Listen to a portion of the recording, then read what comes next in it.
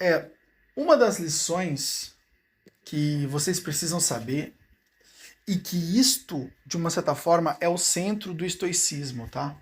Isso é o centro do estoicismo. E é uma coisa que nunca tira isso aqui da cabeça, porque isso aqui vai fazer uma diferença gigantesca, gigantesca na sua vida. Você vai começar a ver a vida com outros olhos, tá? Você vai começar a ver a vida com outros olhos. É por isso que o Arriano, ele era fã, ele adorava Epíteto. É por isso que Arriano, ele transcreveu o Epíteto. E por que ele transcreveu o Epíteto? Porque ele fez notas e a ideia dele, logicamente, foi criar notas para si, né? Mas também, de uma certa forma, ele queria eternizar Epíteto ali para ele, ele queria tornar Epíteto para ele ao alcance da mão. Não é à toa que ele vai chamar o livro de Enchiridion, ou seja, sempre à mão, né? Então, ele queria ter Epíteto sempre próximo, porque as ideias de Epíteto, elas sempre foram nesse sentido de serem antídotos, né? De uma certa forma, para o sofrimento. Mas, logicamente, tem uma ideia de Epíteto, e é o centro do estoicismo, que faz total diferença na vida de qualquer pessoa, e essa ideia é: as coisas que não estão sob o nosso controle, elas não podem ser taxadas nem como bom e nem como mal, mas como indiferente. Bom, vamos entender isso aqui. Isso era uma lição corriqueira de Epíteto e era o core da sua filosofia, né? Então, Epíteto, ele percebeu que quando o homem taxava um acontecimento de bom, ele não tinha total razão. E quando o homem taxava um acontecimento de mal, ele também não tinha total razão. Porque quando, por exemplo, eu quero um exemplo para ilustrar isso para você, entende? Eu quero um exemplo para ilustrar isso aqui para você.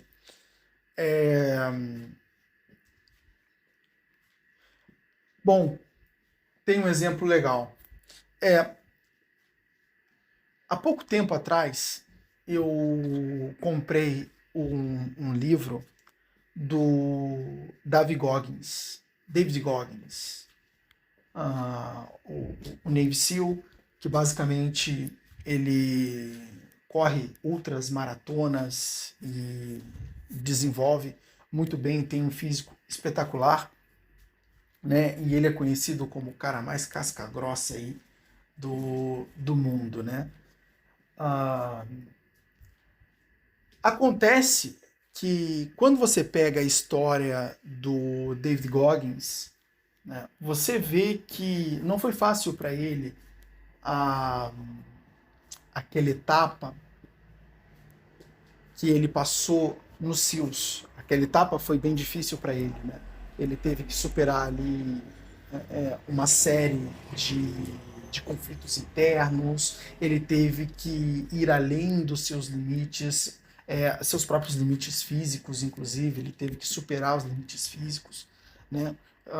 Teve vezes que ele correu 10 quilômetros com a perna toda arrebentada, né? E ele deu um jeito de conseguir aquilo, né? Então você vê que, lembrei agora, eu tava tentando lembrar o nome dessa etapa era Semana Infernal, né? Que basicamente os SEALs ele tem, aonde eles têm ali uma semana bastante intensa, aonde eles descansam muito pouco, comem mal e eles precisam fazer uma série de atividades físicas, né? E, bom, qualquer pessoa, ao olhar a história do David Goggins, ao entrar em contato com a história do David Goggins, pode achar que o cara é louco, né? Pode achar também que para que, né, o cara ia passar por tudo aquilo, né? Sendo que aquilo também foi, de uma certa forma, escolha dele. Uh, mas eu fico pensando, muitas pessoas, né, muitas pessoas, ao observar essa questão da semana infernal, podem ficar pensando, poxa, isso foi um negócio bastante ruim. Foi desconfortável, foi bastante doloroso. Mas olha basicamente como aquela semana infernal contribuiu para formar um cara que com uma mentalidade completamente diferente da grande maioria das pessoas. Perceba na contribuição que todo aquele caos acabou gerando na vida dele. Não é? Não acontece também com pessoas que muitas vezes teve uma infância bastante perturbada, né? Uma infância bastante difícil, mas aí quando ela cresce, ela obtém algum sucesso na vida, ela obtém alguma recompensa e ela olha para trás e ela vê que ela só pôde ser aquilo que ela é naquele momento presente por causa do que aconteceu no passado, não é? Então, quantas pessoas não poderiam ter olhado para o passado, né? Quantas pessoas não poderiam ter, naquele exato momento que se tornou passado, né? No futuro? Ou seja, quantas pessoas ao olhar para aquele momento da vida triste de uma pessoa não vão amaldiçoar, não vão dizer que é ruim, não vão dizer que, nossa, não vão sentir pena daquela pessoa por estar passando por aquilo. Mas lá no futuro, a pessoa ela olha para trás e vê que aquele momento não era nada daquilo que ela acabou lendo naquele exato momento. Que aquele momento foi bom. Não é? Aquele discurso também famoso do Steve Jobs em Stanford, né? Na faculdade, onde ele fala do connect the dots, né? Ou seja, conectando os pontos. E ele diz que foi graças aos cursos que ele fez quando estava no Reed College, né, que ele pôde, de uma certa forma, que cooperaram depois, no futuro, para ele contribuir, né, numa contribuição bem grande ao projeto Macintosh. Não é? Então você vê que aqueles cursos, aquele tempo que ele demandava para fazer algumas coisas ali que ninguém tinha interesse, como um curso de caligrafia, né? Eu mesmo, se me oferecesse um curso de caligrafia, eu jamais faria, né? Mas ele foi lá e fez, né? E de uma certa forma, no futuro, aquilo se mostrou, né? Interessante, todo mundo poderia usar. Porque o cara tá aprendendo, tá fazendo um curso de caligrafia, tá entendendo? Não faz sentido nenhum um curso de caligrafia. O cara vai ficar lá aprendendo a fazer uma letra bonita. Que bosta é essa, né? Mas, para ele no futuro, acabou servindo. Então, hoje nós olhamos para a nossa realidade e às vezes a gente perde um ente querido, às vezes a gente sofre um acidente, não é? Hoje, quando você pega também algumas histórias de superação de alguns deficientes físicos, e muitas vezes você acha, nossa, o cara deve estar arrasado e tal. Não, lógico, né? No dia do acidente é óbvio que o cara ficou óbvio que o cara ficou arrasado, amaldiçoou meio mundo, né? Talvez tenha amaldiçoado o próprio Deus, né, por permitir com que aquilo acontecesse com ele. Mas o tempo foi passando e ele foi, de uma certa forma, percebendo uma mudança na vida dele. Ele começou a encontrar força no próprio sofrimento, naquilo que tinha acontecido. Porque ele começou a fazer uma determinada atividade no sentido de inspirar aqueles que também são deficientes físicos. Né? A história disso é a história do Nick Vujicic, né? O Nick Vujicic é um caso disso aí também. Olha só, tá me vindo uma porrada de exemplo na cabeça agora. Né? Inclusive eu tenho um livro do Nick Vujicic bem aqui. O livro dele, né? Muito bom, inclusive. E o Nick Vujicic, ele não tinha os braços, também não tinha as pernas, né? Ele nasceu com uma doença que agora eu esqueci o nome. E acabou que isso não impediu ele, né? E, pelo contrário, colocou ele num sentido de superar essa limitação. Não é? Como um cara assim, por exemplo, vai nadar? Ele aprendeu a nadar. Não é? Então, esse acontecimento acabou inspirando ele, acabou levando, conduzindo ele para o seu próprio sentido de vida, não é? O sentido de vida dele, inspirar outras pessoas que sofrem o mesmo que ele, que também precisam superar essas limitações, mas muitas vezes não tem a fonte de inspiração. Será que é possível? Essas pessoas se questionam. Será que é possível? Né? Afinal, quando ela olha para os nadadores, ela vê que os nadadores têm 2 pernas e 2 braços. Então ela olha para si, vê que não tem 2 pernas nem 2 braços, ela se pergunta, será que é possível? Entende? Mas aí quando ela vê um Nick Vujicic da vida, as coisas mudam. Ela passa a acreditar que é possível. Não é? Então isso acaba servindo de inspiração. Né? Mas o cara, no momento que ele sofreu o acidente, ou no momento em que ele percebeu, tomou consciência do seu problema, ou no momento que, como no caso do Nick Vujicic, né, ele tomou consciência de que, de fato, ele tinha um problema ali, os 2 braços, as 2 pernas, ele não tinha, né, quando ele, por exemplo, viu as outras pessoas com 2 braços e 2 pernas e se comparou. E, bom, quando as pessoas, elas de uma certa forma, têm a consciência ali do problema, ou sofrem um acidente, ou perdem um ente querido, elas amaldiçoam o meio mundo, elas dizem que isso é mal, que isso é péssimo, sofrem por um determinado momento, mas olha como isso acaba se desenvolvendo depois. Muitas pessoas são encaminhadas para um propósito de vida, né, para um sentido de sua própria vida, e aquilo se mostra, no final das contas, ser algo bom. Então, o Epicteto, percebendo que, olha, vocês estão dizendo que aquilo que está fora do controle de vocês é ruim, mas você não sabe. Lá na frente, você pode até agradecer por isso ter acontecido com você.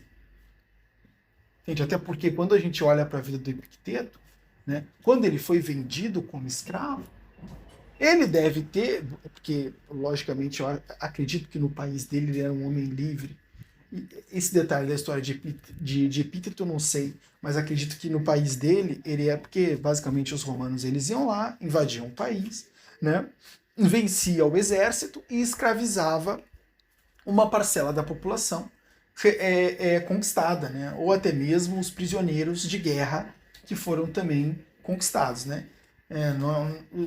Não era à toa que os jogos dos gladiadores, ali quem lutava era escravos. Bom, poderia até ter alguns cidadãos romanos também, né, se aventurando ali, mas quem lutava, na sua grande maioria, eram os escravos. Né? Geralmente, os capturados em guerra, porque de uma certa forma tinham um físico bem mais apropriado para os jogos gladiatórios, né? Diferente dos escravos das minas e também dos senhores, né? Os dôminos era o nome dos senhores que basicamente detinham os escravos, né? Bom, mas de qualquer modo, o Epíteto devia ser um homem livre. E em um determinado momento a vida dele mudou. Quando ele foi capturado pelos romanos, ele já sabia que ele ia ser levado e ser vendido como escravo. Então, ele perdeu a condição de homem livre e passou a usufruir, né? Na verdade, usufruir não, né? Ele não usufruiu muito, mas na verdade ele passou a viver numa condição completamente diferente que a condição de escravo. Então a vida dele mudou da água para o vinho. Você está entendendo? E ali ele pode ter amaldiçoado meio mundo, né? Porque eu fui capturado, isso não faz sentido. Como eu sou um homem azarado. Deus, por que você permitiu? Naquela época era deuses, né? Deuses, por que vocês permitiram que isso acontecesse comigo? Eu amaldiçoo todos vocês. Né?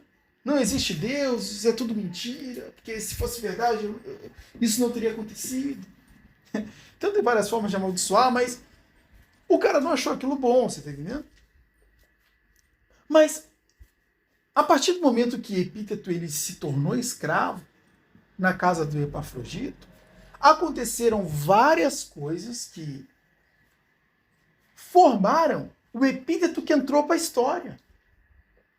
O epíteto que construiu a filosofia, né? Que criou a sua própria filosofia, né?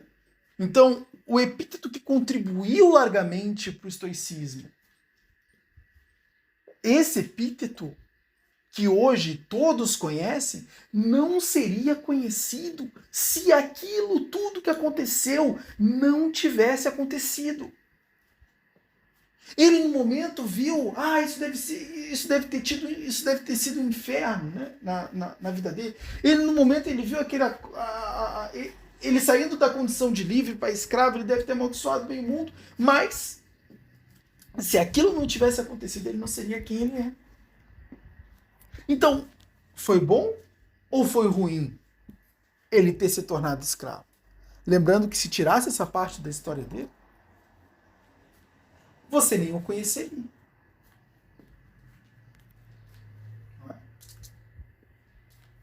Então, nós temos o hábito de olhar para as coisas que estão além do nosso controle e atribuir como bom ou como ruim. Mas será que elas realmente são? Será que temos razão quando atribuímos a algo uma qualidade de bom ou mal? Será que nós temos razão? Será que nós conhecemos, temos o conhecimento do futuro? Somos todos nós videntes? Temos o conhecimento exato do futuro? De como aquilo que aconteceu irá contribuir lá na frente, de alguma forma? Será que vai contribuir negativamente ou positivamente? Não podemos dizer, né? É um futuro, e o futuro não aconteceu. Ele não existe. O futuro não existe. O futuro é uma ideia. E sempre é uma ideia. Porque quando chega aquilo que nós chamamos de futuro, é presente. Não é futuro. Não existe nem passado e nem futuro. Só existe presente. O passado e o futuro são ideias.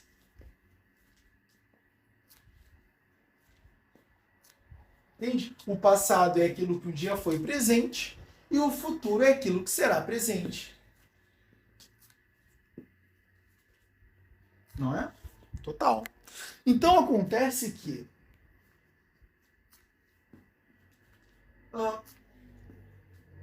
não podemos, segundo o estoicismo e segundo a filosofia de Epíteto, olhar para os acontecimentos de nossas vidas, por mais trágicos que eles sejam, e dizer, este acontecimento é mau, ou este acontecimento é bom.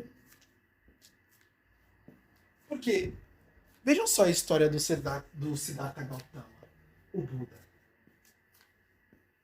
Não sei se você já ouviu a história do Buda, mas a história do Buda começa... Buda era um príncipe de um rei que era extremamente rico. Né? Ele era príncipe, ele era filho de um rei que era extremamente rico. E esse rei fez uma promessa para si mesmo. Ele disse, meu filho nunca vai experimentar o sofrimento. Então o rei, ele pegou o Siddhartha e colocou o Siddhartha numa puta fortaleza. Você está entendendo? Então ali ele não podia experimentar sofrimento. Ele estava protegido de todo mundo externo. E ali o Siddhartha cresceu. Todo mundo poderia dizer, nossa, que rei bom. Ele vai blindar o seu filho do sofrimento. Todo mundo podia dizer, caramba, que vida maravilhosa ele está dando para o seu filho. Qual foi o desfecho dessa história? O Buda, quando ele cresceu, o Buda viu que era fraco. E aí o Buda tem a ideia de sair da fortaleza e experimentar todo o sofrimento que ele poderia experimentar na vida. É aí que começa a tara do Buda pelo sofrimento. Ele começa a buscar o sofrimento para que ele pudesse se tornar mais forte, para que ele pudesse se familiarizar com aquilo que é mal e assim fortalecer a si mesmo. E aí é que começa a jornada do Buda. não é? Ele encontra os samanas ensinam para ele os jejuns, ele basicamente começa a fazer os jejuns, ele experiencia a falta de comida, o sentimento de fome e busca se tornar resistente no que tange a isso. Ele aprende a meditação, ele entende que a meditação é necessária para a paz interior. Entende? Ele começa a praticar a meditação para se tornar imperturbável. Né? Então, ele se lança no caos, aprende a se virar no caos, e como resultado disso, ele promove força interna.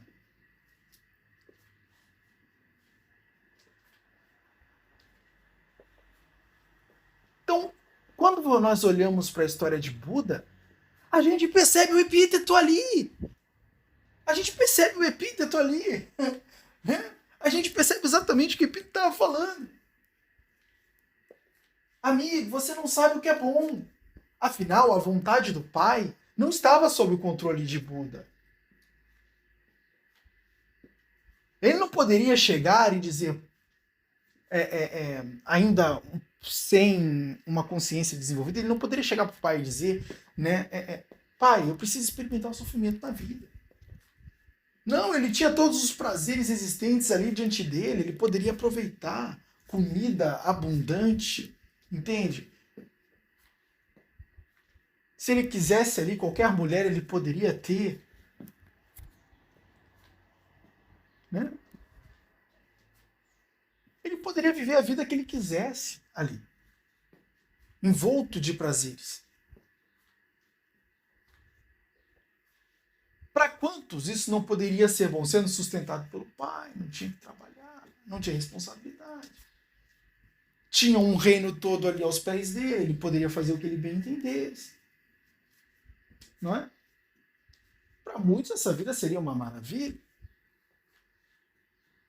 Mas você não sabe o que é bom, você não sabe o que é mal. Esse acontecimento que está fora do seu controle, que em um determinado momento invade a sua realidade, você não sabe se ele é bom, você não sabe se ele é mal. Ele pode ser bom, ele pode ser mal. Você não sabe.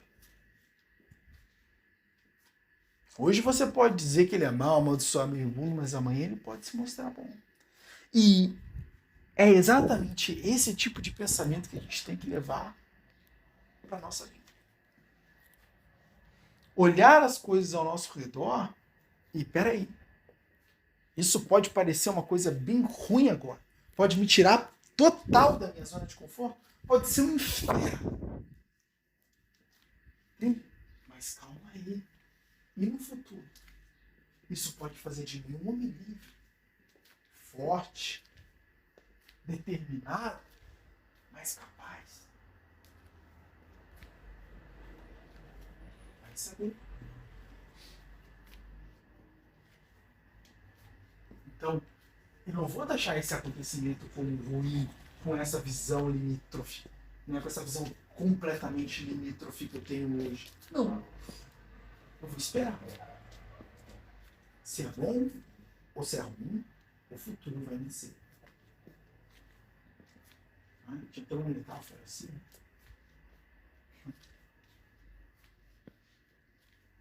Onde o filho de um cara, o pai dá um presente pro filho, um cavalo de presente pro filho, o filho sobe no cavalo no dia do seu aniversário, o cavalo dá uma levantada e joga o menino no chão, o menino quebra a perna. Todo mundo na festa chega em torno do menino e diz, meu Deus, olha o que aconteceu. Nossa, o filho ele quebrou a perna, meu Deus. E aí todo mundo chega no pai para dar suas condolências. Nossa, seu filho, ele quebrou a perna, que pena, meus pêsames. E o pai olha bem sério, né? Para a galera ali dando os pêsames para ele, diz, espera aí, se isso é bom, se isso é ruim, só o futuro vai dizer. Aí todo mundo ficou chocado. Como assim? Teu filho acabou de quebrar a perna, isso é horrível, isso é muito ruim. Aí o pai, né, filho, peraí, se isso é bom, se isso é ruim, só o futuro vai dizer. Passaram-se ali alguns meses e um rei de um outro país vizinho declarou guerra ao país daquele pai. Só que o filho dele não foi convocado para a guerra porque estava com a perna quebrada. E nessa guerra, o reinado deste pai, né, o reinado o qual este pai pertencia, foi conquistado. Isso quer dizer que o exército foi destruído. Todos aqueles que estavam dando suas condolências pelo que houvera com o filho daquele pai, perderam seus filhos. Se isso é bom, se isso é ruim, só o futuro vai dizer. Essa metáfora é incrível. Mas isso ilustra perfeitamente para você como nós devemos nos portar diante das adversidades na vida, das coisas que se passam na estrutura da realidade. Não sabemos, somos completos e ignorantes e precisamos lidar com as coisas como indiferentes, porque no final das contas não sabemos se aquilo é bom ou se aquilo é mal.